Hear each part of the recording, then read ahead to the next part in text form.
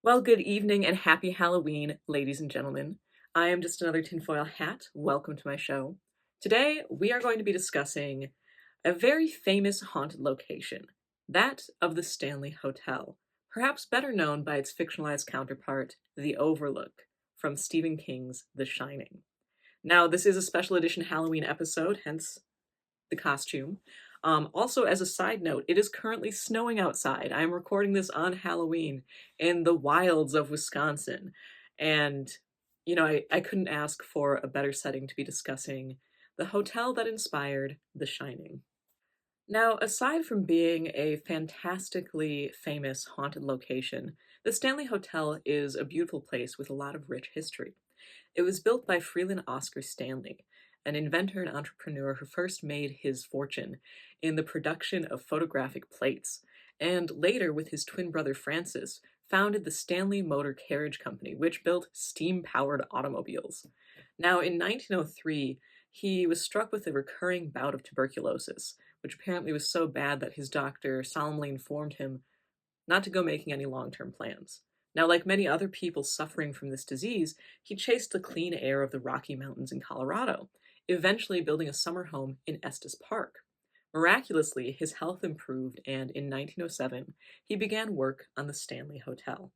Now, the Stanley Hotel was not originally going to be called the Stanley.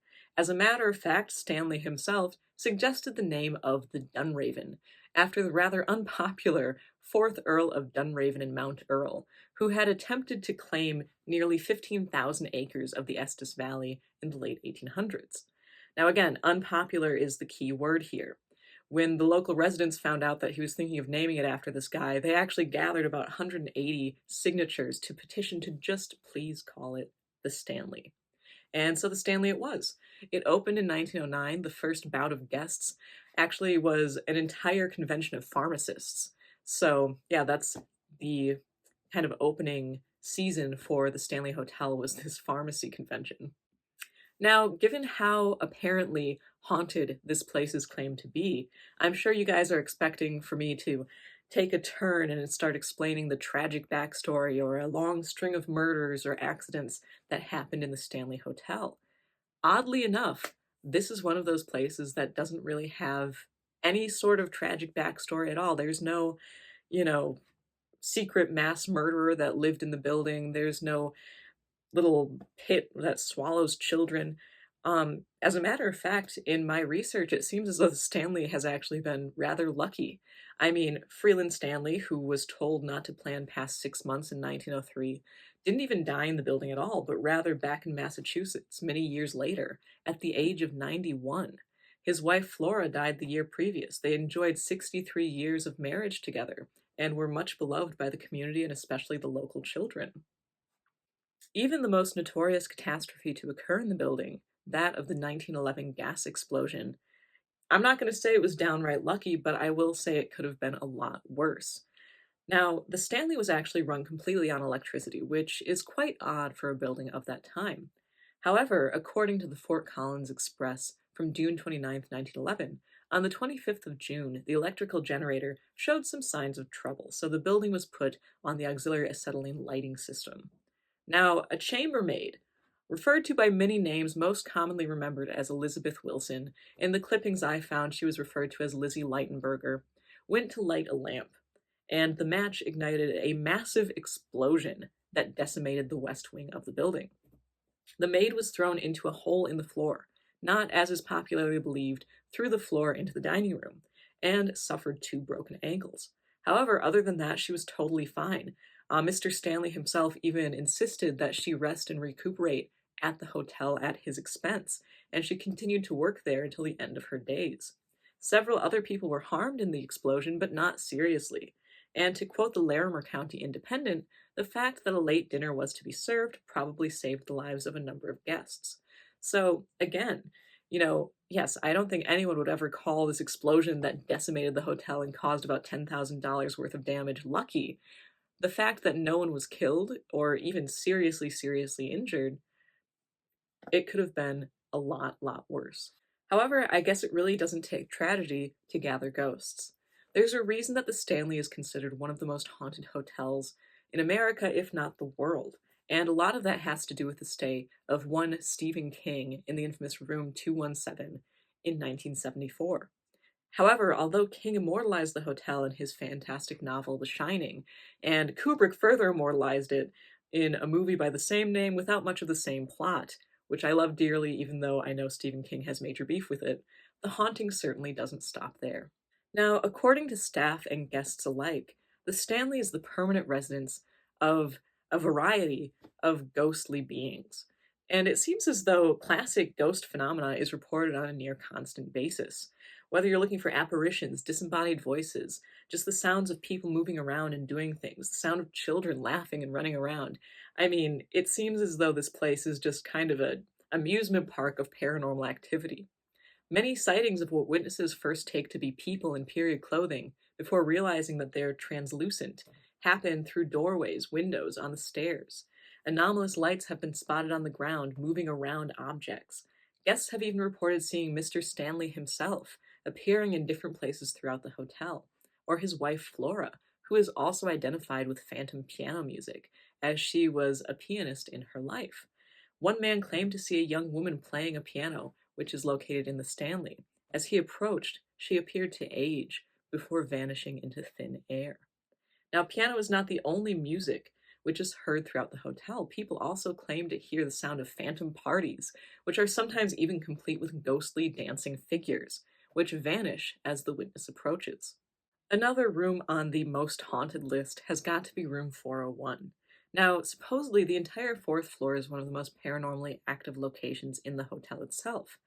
Back in the day, it was often set aside for the children of guests and their nannies. So it's no surprise that then there are multiple claims of children's laughter and running around in the halls, even though there are no children present. However, room 401 specifically was originally the nanny's lounge. Now it's often rented out as a bridal suite. Multiple accounts detail sightings of none other than the unpopular Lord Dunraven himself. It's absolutely intriguing to me because apparently Lord Dunraven never once visited the hotel.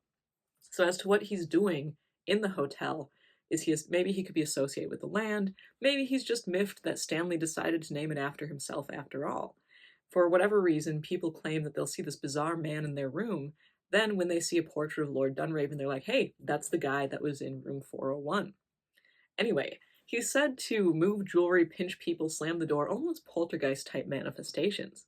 However, the most interesting concept about Lord Dunraven's ghost is that it's said that he's often preceded by the smell of cherry tobacco smoke, and not just some sort of after smell. No, people claim that it's as though someone is standing right in front of them, puffing cherry tobacco smoke right in their face. And then they look up and see none other than the ghost of Lord Dunraven. Now, he is not the only ghost preceded by a scent. Many sightings of Flora Stanley herself are often said to be ushered in by the smell of floral perfume. However, even more than your classic haunted type phenomena, some of the most intriguing aspects to me have to do with seeming time slips, or in my mind, bouts of the Oz factor. People claim that they experience sudden moments of silence where it's like the rest of the world kind of vanishes, or at least the people in the world seems to vanish. And it's almost as though they've walked into some alternate reality version of the Stanley Hotel. One of the best encounters of this sort of weird phenomenon happened during the filming of the 1995 miniseries The Shining, which of course was produced by Stephen King under his explicit directions to follow the book and was filmed at the Stanley. So definitely not to be confused with Kubrick's film. Anyway, during the filming of the miniseries, the Stanley's head of sales was busy grabbing an item from the kitchen. She passed through the busy lobby, which was inhabited by hotel staff as well as film crew who were helping them get ready for an event later, as they had been filming later than expected. It was bustling and busy. As she was passing through the lobby, she heard her name called from behind her. She turned to look to see what somebody wanted, and the lobby was completely empty. Although startled, she continued on her way to the kitchen, retrieved the item, and returned to the lobby, which was yet again busy and bustling, full of hotel staff and film crew. She checked in with a friend who solemnly informed her that nope, nobody had disappeared. However, my absolute favorite encounter of the Stanley is chronicled in both Haunted Hotels of Northern Colorado as well as The History and Haunting of the Stanley Hotel. You can find information on both of those books down in the Works Cited section of my description. And this has nothing to do whatsoever with historical figures of the hotel or the history of the hotel in general. It's a really short encounter, and it simply is that a man claimed that during his stay in the infamous room 217, he had an encounter with his late wife, who had died 5 years previous to his stay.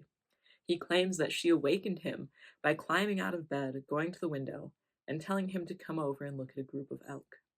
It certainly wouldn't be Halloween without a few tricks, so I will actually be doing my dissection of the Stanley Hotel in a video released tomorrow. So until then, I am Zelia Edgar, and happy Halloween.